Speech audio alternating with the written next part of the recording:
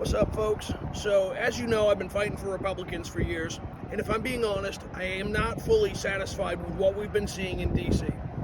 We supposedly got the dream team of Republicans, both in the White House, in the Senate, and the House, and we haven't seen the landslide wins we wanted to see. But, look at it from this perspective. I grew up in the state of Maine. I've been fighting for Republicans for multiple election cycles now in the state of Maine. And Republicans are what we have to defeat the absolute insanity we've been seeing since 2018. We need to make sure that people can afford to live, we root out the corruption, stop the crime, and make sure we bring common sense back to Augusta. So I fully recognize that a lot of us are not fully satisfied with what we've seen in DC, but if you look at the candidates, the Republican candidates in Maine are the ones who can bring sanity back to Augusta. And you might say, Sam, how can you trust that? Well, as you've seen, you can go through my social media. I've been fighting for a Republican candidate to get elected as governor.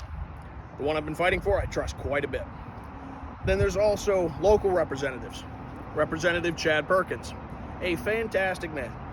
You know, I moved down to Virginia to go to college, and he called me to make sure the move went well, just as someone like a loving father would. That is a trustworthy man. His political record shows that he's a strong fighter, a conservative fighter, trustworthy, and then his personal life shows it as well. Same thing with Representative Jim White.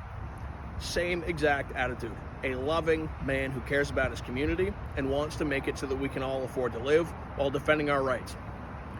Those are the type people running for office in Maine.